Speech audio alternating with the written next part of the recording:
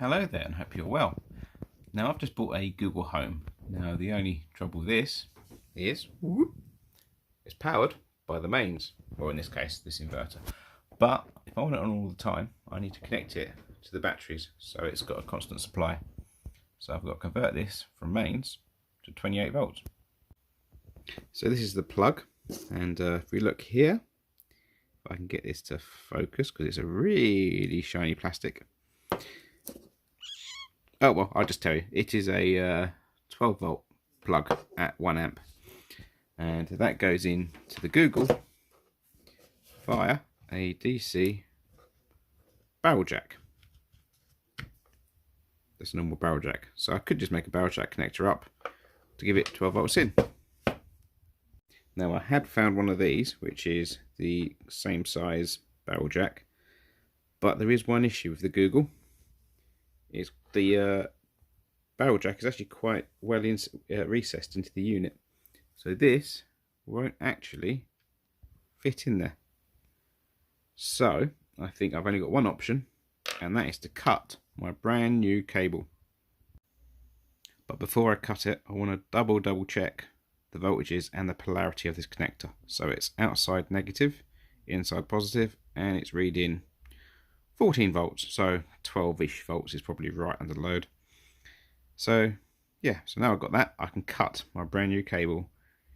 So here we go, point of no return. I'll cut it. Right, I think my warranty is void. And now this is cut off does also mean I now have a 12 volt adapter for another project. So looking down the end of the cable, it almost looks like it's a coax cable. So you've got an outer sleeving and then an inner core. I'll strip it back so you can have a good look at it. So this is with the outer insulation removed, and that's the outer screen. Now by rights that should be negative, but we need to measure that to make absolutely sure. But I'm sure Google have done what people normally do, and the inside should be positive, but again we need to measure that. So I'll strip it back a bit more. So with the outer sleeving, the outer screening put away to one side and tangled up, well, not tangled up, twisted together, you can see the inner core here, which that should be positive lead. And that's now the end of that stripped. So if we just quickly check that on a meter. So here I'm showing 0 ohms between the inner core and the inner barrel jack, so that's positive.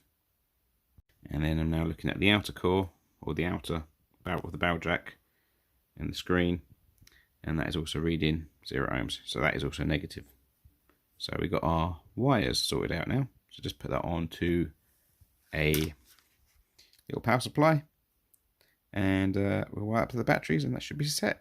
So I've soldered that to the little DC-DC converter, positive onto the inner, negative onto the outer. And I've soldered some wires to the input, and I've done my thing of putting a knot in the negative lead so it's easier to wire up, and you never forget which one's negative, which one's positive. I've now got this wired into the terminal block that goes into the lithium-ion batteries, and I've now got the output set on a meter, and I've adjusted it to 12 volts using that potentiometer. So now I've just got to, after double checking it is definitely the correct polarity and the correct voltage, we can plug it in and see if it works. And it works because it's booting up.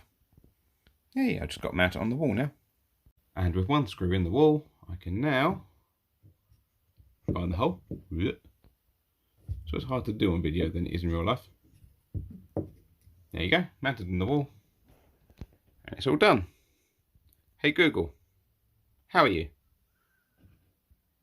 I'm doing great. Thanks for asking. Anything I can help with? Not now. Thank you, and I'll see you next time.